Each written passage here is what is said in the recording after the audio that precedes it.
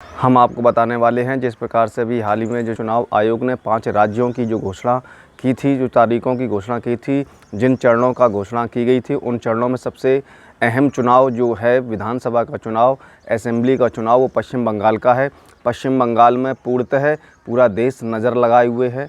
पश्चिम बंगाल में हर उस व्यक्ति की नज़र है जो राजनीतिक सोच रखता है। पश्चिम बंगाल में हर उस व्यक्ति की नज़र है जो अपने 85% जो आबादी है उस आबादी को अपना मानता है। और अब वहाँ पर चुनाव अभियान बहुत तेज़ी से गति पकड़ चुका है। हाल ही में जिस प्रकार से 7 मार्च को वहाँ पर प्रधानमंत्री जी ने जो रैली की है, रैली में की गई मुख्य बातों पर नज़र आज देना बहुत ज़रूरी है। अगर उस पर चिंतन नहीं किया गया, अगर उस बात को अगर यूँ ही सुनकर बाहर कर दिया, इग्नोर कर दिया, तो निश्चित ही देश की आबादी और बंगाल की आबादी, जो वहाँ की जनता है, जो वहाँ के रहने वाले लोग हैं, जो वहाँ के निवासी हैं, उस पर प्रभाव ज़रूर पड़ेगा। क्या प्रभाव पड़ेगा, इसके लिए आप हमारी वीडियो पर बने रहें। आप अंत तक जब सुनेंगे तो पूरी की पूरी खबर रखने का प्रयास करूंगा और उस सच्चाई को बताने का प्रयास करूंगा जो इसमें छिपी हुई है। 7 तारीख को जिस प्रकार से प्रधानमंत्री ने कोलकाता के ब्रिगेड परेड मैदान पर जो रैली की है, वहां पर जिस प्रकार से उन्होंने वहां की वर्तमान मौजूदा सीएम ममता बनर्जी पर जो हमले किए हैं, जो तंज कसे हैं, और उन हमलों को तंज कसते हुए उन्होंने उस पर बार बार ममता दीदी संबोधन किया है। एक तरफ वो महिलाओं को दीदी कहकर संबोधन करते हैं और उसी दीदी कहते हुए उस पर ऐसे तंज भी कसते हैं जो वास्तव में वो हकीकत से बहुत दूर खड़े हुए हैं। जी हाँ मित्रों, मैं हकीकत बोल रहा हूँ। अगर अभी आप सतर्क नहीं हुए, वर्तमान मौजूदा सरकार ने पूर्णतः पूरी तैयारी कर ली है। देश को बेचने की उनकी पूरी तैयारी चल रही है और अब लगभग देश निजीकरण के हाथों में जाने को तैयार है। उन्होंने इसमें स्पष्ट बोल दिया है कि वो किस प्रकार से पूर्णतः निजीकरण के हाथों में दे सकते हैं। उन्होंने यहाँ पर जिस प्रकार से उन्होंने कहा है, उन्होंने स्टेटमेंट खुद दिया है, कथन खुद बोले हैं कि सदन में किस प्रकार से विपक्ष उनको घेरता है कि मौजूदा सरकार केवल मित्रों के लिए काम कर रही है। तो उन्होंने स्पष्ट भी कर दिया है कि हाँ, ये पूर्णतः दोस्तों के लिए ही काम करेगी। अगर आप इस कथन को बड़े ध्यान से सुनिएगा जिस प्रकार से उन्होंने कहा था। तो नमस्कार मित्रों, मैं हूं मुकेश कोरी और आप देख रहे हैं कोली न्यूज़ चैनल। अभी तक हमारे चैनल को किसी भी मित्र ने सब्सक्राइब ना किया हो तो सबसे पहले वो वीडियो के नीचे जाकर सब्सक्राइब बटन पर सब्सक्राइब करें। सब्सक्राइब करने के साथ ही बेल आइकन पर भी क्लिक कर दें, जिससे हमारी पड़ने वाली प्रत्येक अपडेट सबसे पहले आपको प्राप्त होगी। तो आपको सबसे पहले हम वो वीडियो क्लिप सुनाते हैं। उस रैली का जो मुख्य क्लिप है, किस प्रकार से उन्होंने मित्रों के लिए जो बोला है, मित्रों के प्रति उन्होंने जो समर्पण दिखाया है, मैं उस क्लिप को आपको दिखाना चाहता हूं। आप उसको पहले सुने। बीजेपी सिर्फ घोषणाओं पर नहीं, घोषणाओं को तेजी से अमल करने पर विश्वास करती है। जो कहा हम उसको समय सीमा के भीतर करने की कोशिश करते हैं। आजकल तो हमारे विरोधी भी कहते हैं कि मैं दोस्तों के लिए काम करता हूं, कि मोदी अपने दोस्तों के लिए काम करता है। हम सब जानते हैं, बचपन में हम जहां पले बड़े होते हैं, जिनके बीच में खेले होते हैं, जिनके साथ पढ़े होते हैं, वो हमारे पक्के दोस्त होते हैं, जीवन भर के पक्के दोस्त होते हैं। मैं भी गरीबी में पला बड़ा और इसलिए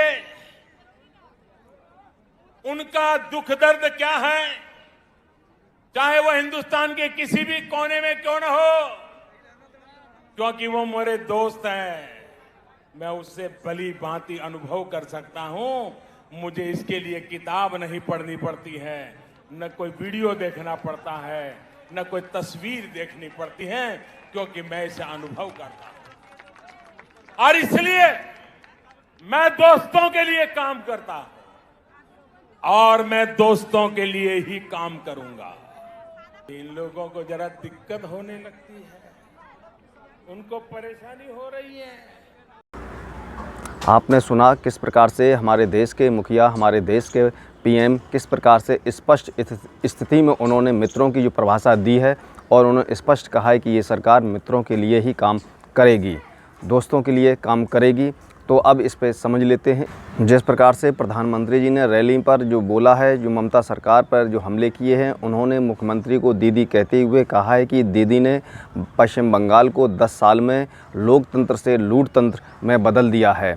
तो लोकतंत्र और लूटतंत्र की परिभाषा जो समझाने का प्रयास कर रहे हैं, पहले वो स्वयं के अंदर झांक लेते तो ज़्यादा बेटर होता, तो ज़्यादा अच्छा होता कि किस प्रकार से लोकतंत्र को सरकार, मौजूदा सरकार ख़त्म कर रही है, निजीकरण के हाथों में सौंप रही है, और वही सरकार वहाँ पे प्रदेश की दीदी को समझाने का प्रयास कर रहे हैं। उन्होंने कहा है कि ममता सरकार ने मात्र 10 साल में राज्य में माँ, माटी और मानुष को की क्या स्थिति कर दी है।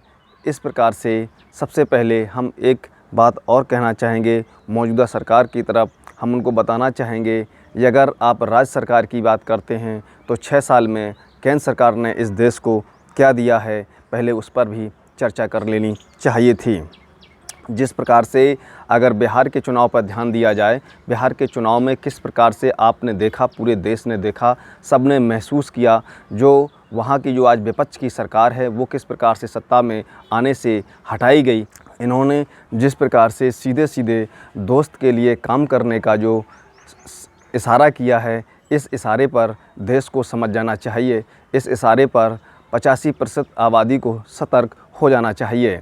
जिस प्रकार से हमारे वर्तमान के प्रधानमंत्री जी ने पश्चिम बंगाल की रैली पर, पश्चिम बंगाल की धरती पर खड़े होकर कहा कि ये सरकार दोस्तों के लिए काम कर रही है, दोस्तों को छोड़ नहीं सकती है, ठीक उसी प्रकार से उन्होंने कहा तो मैं कुछ तथ्य रखना चाहता हूँ। ये सरकार वास्तव में दोस्तों के लिए काम कर रही है, गरीब दोस्तों के लिए काम कर रही है, तो इस देश में अचानक लॉकडाउन क्यों दिया गया? इस देश के गरीब, मजबूर, लाचार लोगों को कुछ समय क्यों नहीं दिया गया कि वो घर सुरक्षित पहुंच जाते? लेकिन अचानक लॉकडाउन देकर देश को रुला दिया, देश को मरने पर छोड़ दिया। अगर ये सरकार वास्तव में गरीबों के लिए काम कर रही है तो अचानक रात में 12 बजे के बाद देश को नोटबंदी में क्यों झोंक दिया?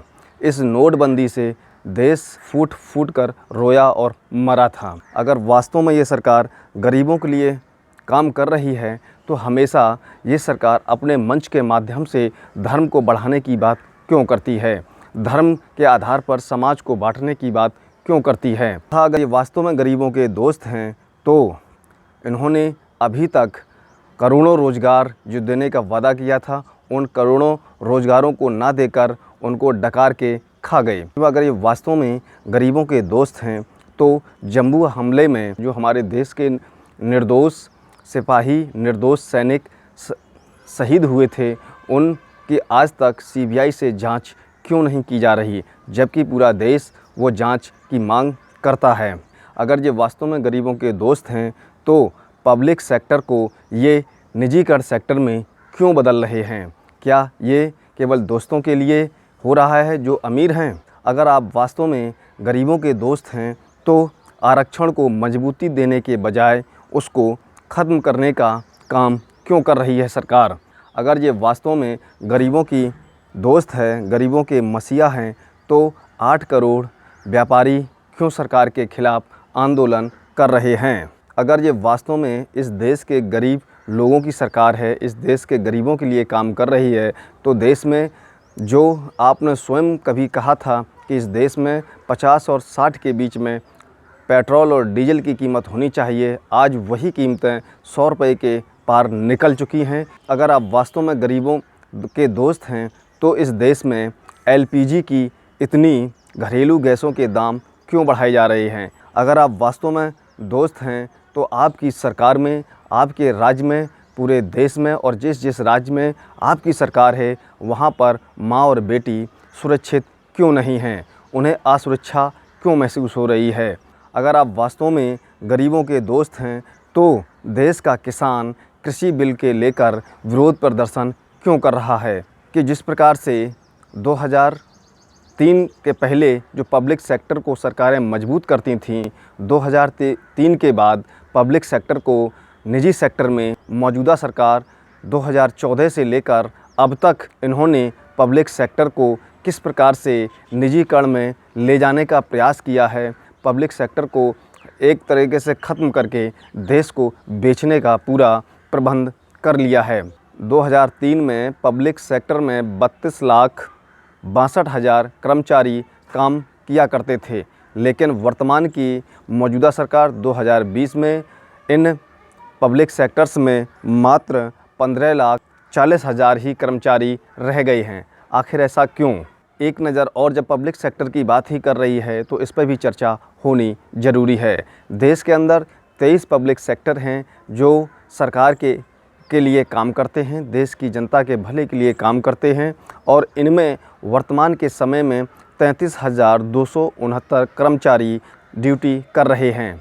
मौजूदा सरकार इन पब्लिक सेक्टरों को निजीकरण के हाथों में देने की तैयारी कर चुकी है। अगर ये 23 सेक्टर निजीकरण में जाते हैं तो कम से कम 50% कर्मचारी बाहर हो जाएगा। जो मंडल आयोग जो आरक्षण के लिए काम करते हैं, उन आयोगों को अब सोच लेना चाहिए, जब पब्लिक सेक्टर ही नहीं रहेंगे तो निश्चित ही देश में 85% जो गरीब लोग थे, जो आरक्षण के माध्यम से मजबूत होकर कुछ आगे बढ़ रहे थे, वो कुछ आगे बढ़ना ही मौजूदा सरकार को खटक रहा है। इसीलिए इन्होंने इन पब्लिक सेक्टरों को निजीकरण में सौंपने की व्यवस्था कर दी है, जहां पर आरक्षण की कोई व्यवस्था नहीं है। ये स्पष्ट इस देश की 85% आबादी समझ ले। आपने मुझे सुना, इसके लिए आपका बहुत बहुत धन्यवाद। जय भारत, जय भीम।